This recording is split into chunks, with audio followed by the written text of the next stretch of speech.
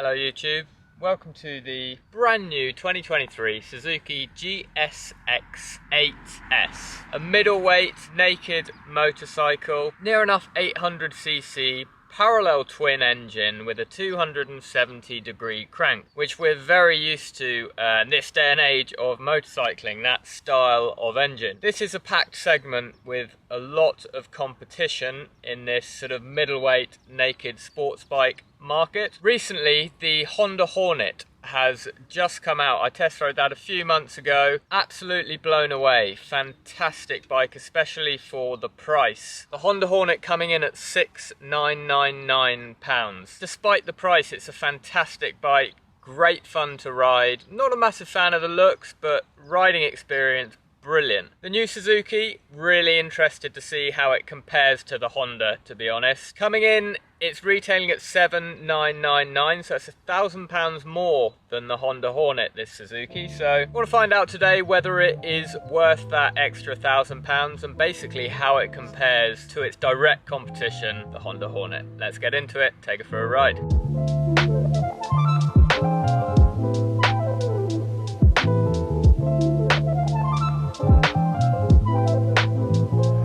Very interesting one. So the Suzuki being £1,000 extra, I was amazed by the Honda Hornet, especially at that price, just under 7 grand. What a fantastic bike. How does the Suzuki feel? Well, if I could figure out which way I'm going. Suzuki feels different. Okay, they are very similar engines. Parallel twins, 270-degree crank. The power figures are a bit different. So the power for the Suzuki is, I believe it's near enough 82, 83 horsepower and 78 newton meters of torque, whereas the Honda Hornet is 90 horsepower, so nearly 10 more horsepower, which I would say you can feel. However, it has less torque, the Hornet. It has 74 newton meters of torque, so a little bit less torque. Immediately jumping on this bike, you can feel the difference in the engine and the power delivery, that's for sure. So given those power figures, the Hornet having slightly higher horsepower, the Hornet actually quite likes to rev, which is strange for a parallel twin, but I recommend riding it. It's quite fun to rev out. Ooh, however, this GSX-8S is more of a torque machine. It's much different tune. It's much more traditional of a parallel twin or of a twin engine. So that power is just being delivered really low down and sort of immediate on the throttle. It's very easy. Try and figure out where I'm going here. These are the smallest lanes. I do not know this area. As I was saying, it's very easy. There, you have that power immediately. The torque from the twin just kicks in. It's what you expect from a twin. Oh, and it's quite quick. It pulls. I was riding this earlier. It has 3 different riding modes, A, B and C. I was in B, the middle mode. I've just put it in A, and wow, it makes a difference. Nice tuning on the riding modes. A is very nice. Straight off the bat, it feels quicker than the Honda Hornet. However, when you rev out that Hornet, you really start to feel the benefits of it. It comes on song at higher revs. This is lower revving, easier to access the power from it for sure. It pulls this. It's quite a beefy engine, I'm surprised.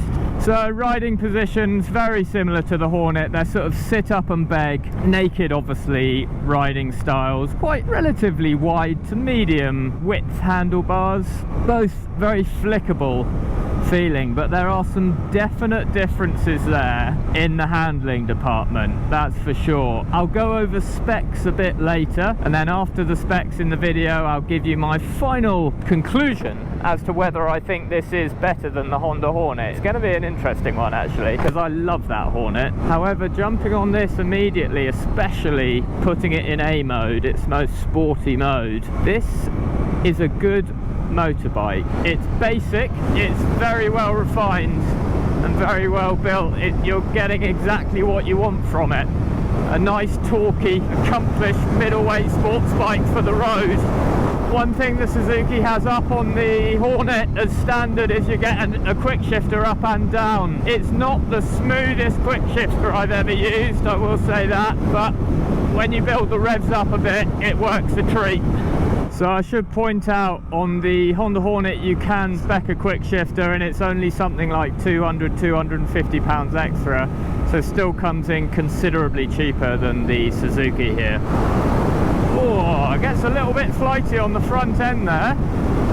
As I was saying, this is easier, accessible power if you're new to motorbiking. This might feel like quite a fast bike if you're new to biking. That torque is really quite immediately on it, very easily accessible. When you pull on that throttle, it sits you back in the seat a bit, it pulls. Whereas the Hornet is longer to come on, so it may be a bit more friendly. However, when you reach the higher revs on the Hornet, it starts pulling more. Is quite exciting. So far, so good. I would describe the GSX as a more traditional power delivery for a twin over the Hornet.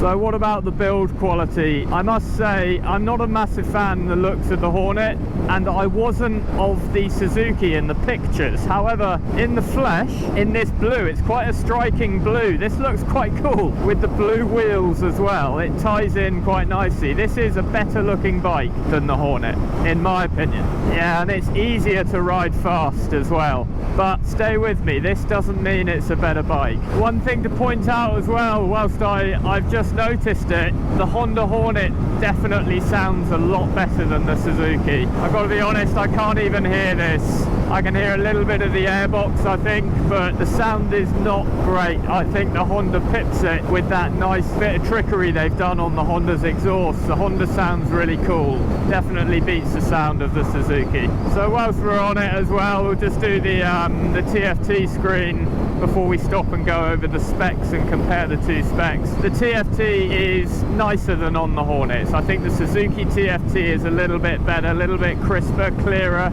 You've got 3 settings for your traction control, 1, 2 and 3, and 3 settings for your riding modes, A, B, C, A being the sportiest and C being sort of your rain mode. And they're actually very easy to configure and change as well. I think the setup and the technology, the tech on the Suzuki is a little bit better than it is on the Honda. So if you want ease of changing rider modes and traction control, then I think the Suzuki is a favourable bike in that department.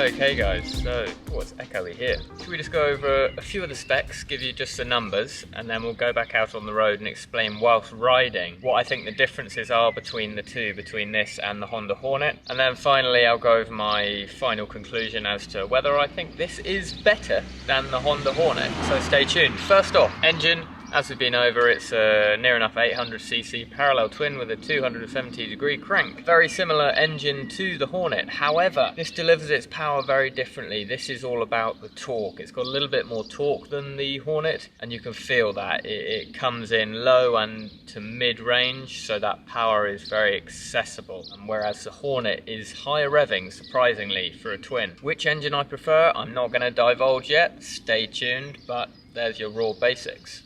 Okay, so move on to the suspension. The front suspension is KYB, upside down forks with 130mm travel up front, non-adjustable as well, same as on the Hornet. It's I believe the Hornet Showa suspension, but it's non-adjustable. Both bikes have fairly basic suspension setup on them.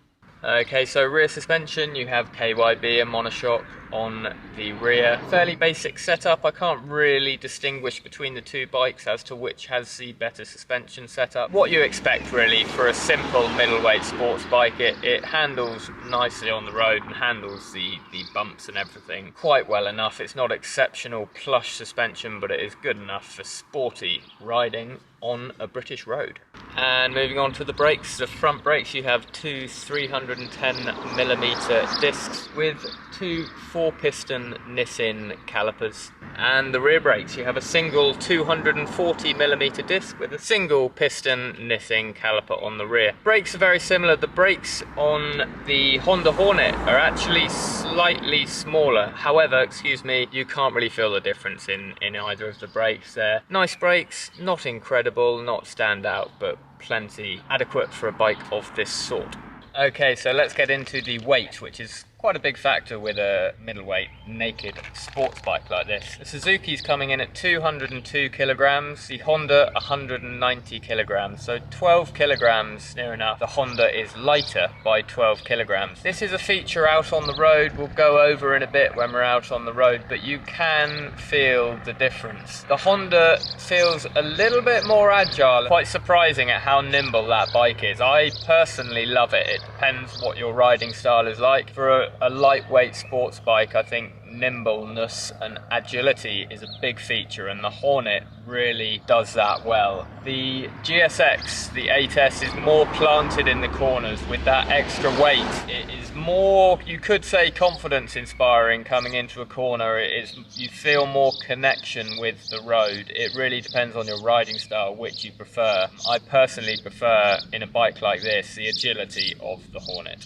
So another factor, a part of the reason for the more planted feeling on the Suzuki is the Suzuki has a standard 180 section rear tyre, whereas the Honda Hornet has a 160 section rear tyre, so a thinner rear tyre, which allows it to sort of turn over its tyre quicker and feel more agile on the road. Now the downsides to having a thinner tyre is obviously there's less contact patch with the tarmac, so less lean angle, less, grip and stability on the road. It really depends on your preference. I'm not using these style of bikes to get my knee down and go mega racing. I actually enjoy the added agility of the thinner tyre on the Honda Hornet. It makes it quite unique and very agile ride. Okay, so seat height. Seat height of the Suzuki is 810mm. I'm 5'9", 32-inch inseam on my leg, very comfortably flat-footed. Now the Honda is 795, so 15mm less seat height, and you can feel it. You can feel getting on the Suzuki. It is that little bit higher riding position. I would say the Suzuki feels slightly more substantial, like a slightly bigger bike when you're riding it. Just fills you with a little bit more confidence with that little extra weight. Well, what's going on with this plane? It's like World War II here. Bombers flying overhead. I think we've managed to go over and establish the differences between the two bikes. Speed-wise, I would say this Suzuki feels a little bit faster. However, it also feels more planted to the road as well, and a little bit more confidence inspiring. Also, you're getting a little bit better tech interface on the Suzuki, and I also think the Suzuki looks better as well. So at the moment, everything's really pointing towards the Suzuki.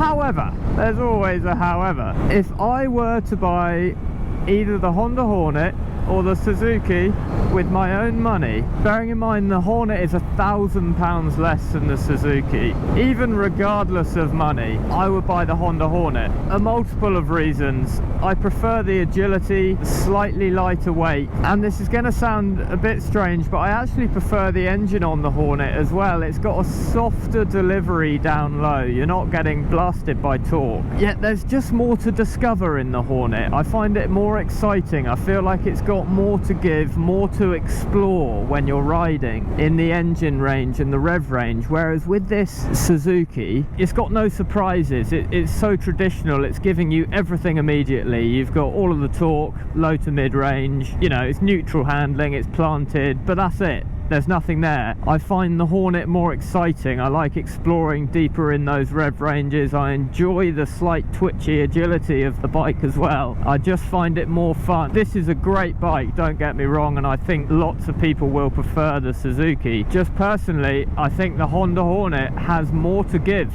and over time you would have more fun with the Honda Hornet than the Suzuki GSX-8S. That is my conclusion. But the only way to find out, guys, is to test it for yourselves. So get out there. These bikes are there to test. And my sincerest apologies, a massive thank you to Bike Treads in Swindon dealership for allowing me to ride this very new model today. Head down there, guys. If you want to test ride this bike, they have it there ready to go, and many other bikes as well. Quite a sort of different selection of motorbikes at Bike Treds. Worth a look if you're into sort of different models. They also do Royal Enfield as well, which is always good fun. So many thanks, Bike Treds. And also thank you, team. Thank you for watching. Good to be back, and I'll see you in the next video. Take care out there. Enjoy the sunny weather. Stay classy. Ciao, Bella.